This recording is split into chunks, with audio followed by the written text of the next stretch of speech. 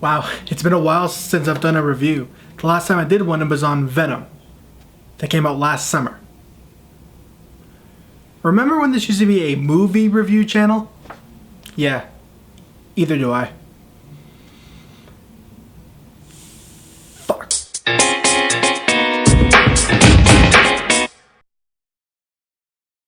So, Toy Story 3 follows the story of the toys that we know and love from our childhood, with their new owner Bonnie. Now Bonnie is beginning kindergarten, and after a rocky first day she ends up making a new toy out of a spork, which she names Forky. She uses a spork and googly eyes and makes a toy, which Woody is then tasked with basically making sure it doesn't run away because Forky is conflicted between being a toy and just garbage. So they end up going on a road trip. Woody has to protect the spork named Forky, and they end up running into old friends along the way. And speaking of new friends, Bo Peep's back. Now, I wasn't a big fan of her in the first two movies. I mean, I didn't dislike her. She just was kind of there. She was Woody's love interest, and that was basically it. Then she wasn't in the third movie, which I just kind of shrugged.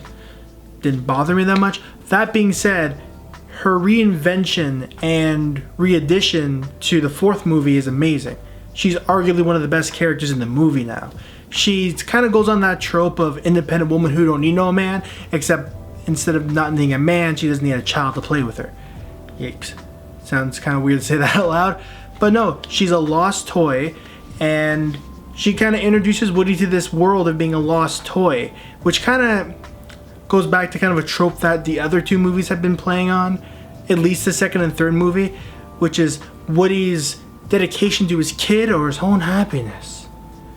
And this movie takes that and runs with it. I think there's very good dynamic between not only Woody and Bo Peep, but also the other lost toys or toys without kids in this movie, which there are a lot of new additions, including Key and Peele, who play a duck and a rabbit who are joined together by the hands, which, by the way, they have the most hilarious jokes in the movie. Amazing. Also, Keanu Reeves, who plays a Canadian stunt driver from Montreal. And introducing all these new characters can really, well, on paper at least, can oversaturate the script, can overshadow some of the characters who've been there since the beginning, which does kind of happen, but I'll delve into that a little later. And the biggest thing, they risk just being annoying. Luckily, that's not the case. I think this movie was actually made stronger because of the new additions, and they did get a fair amount of screen time, but it didn't feel like they were hogging the camera. It doesn't feel like the writers were just shoving them down our face. I think they're in the film the right amount of time. They contributed to the story in meaningful ways without overtaking the movie, making the movie about them. This is very much Woody's movie.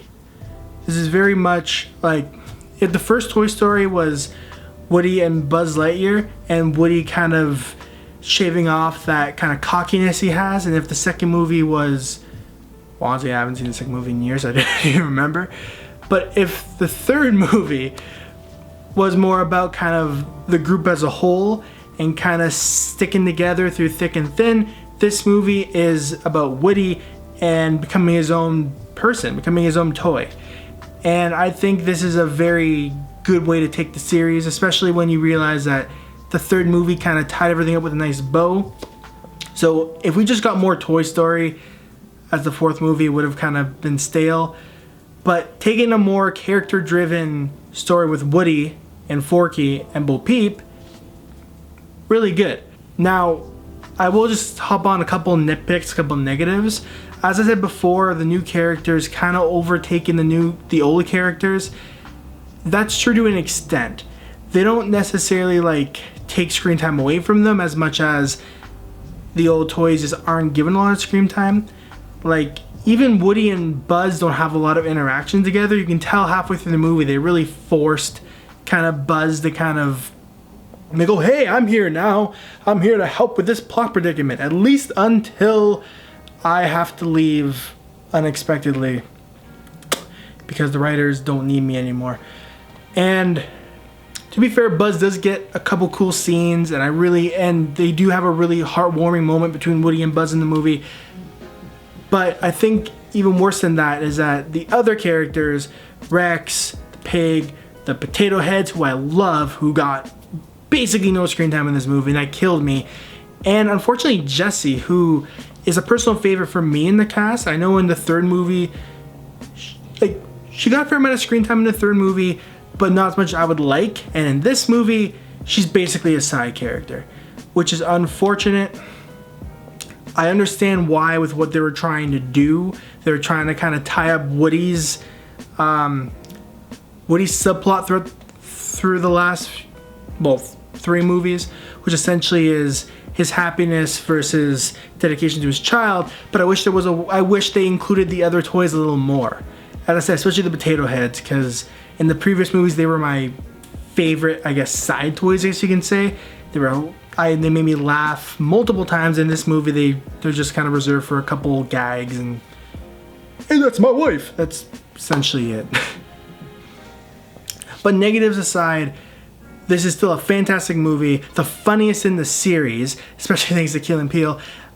As I said, so funniest in the series, most oddly dramatic in this series. I wasn't expecting to kind of get like feels or anything from this movie, because the other 3 I got a little bit like in the third movie, the incinerator scene, like, oh, but no, this movie kind of almost like an adult drama kind of vibe towards the end. I don't know, it was really well done, really well written, and in my opinion, this is a nice way to end the series. Of course, I said that with the third movie as well. But this does feel like the end. I'm not gonna spoil why per se, but it just, everything feels done. All the storylines feel finished. At the end of the third movie, you could at least say that, you could at least argue that, well, you know, Bonnie's gonna grow up eventually, you know, they can tie that up. But especially when it comes to Woody as a character, I feel like he's had, throughout the 4 movies, he's had a full development. From a douchebag to loyal to the cause to what he's like at the end of the 4th movie. Again, I'm not going to spoil it. And I feel like it's just a good way to end it. Despite my disappointment in not having seen Jessie, Rex, the potato heads, everyone else, I still think this is the best Toy Story movie in the franchise, and I highly recommend, if you haven't seen it, go see it. I'm especially saying that because unfortunately, this movie is underperforming the box office. It made $115 million on its opening weekend, at least that's the last time I checked, and apparently that's underperforming. Which, to be fair, when I heard it was $115 million, I thought it was a little too low. I was expecting it to be at least in the 150s. Just my estimation, but anyway, I'm gonna ramble on forever. I don't script these, obviously. But rambling aside, if you have any feedback to give to this channel, please leave it in the comment section below. I could use all the feedback I can get. I'm still a new channel, plus after taking basically a year off of doing reviews and doing whatever else I've been doing on this channel, I could definitely use some feedback to get back on the straight and narrow. I'll see you soon. I do plan on releasing more movie reviews and stuff like that now that I'm more settled into my new place. And yeah, I've been Benny B, you've been awesome, and stay on the internet. Also, if anyone wants to give me a better catchphrase, I'm all for it.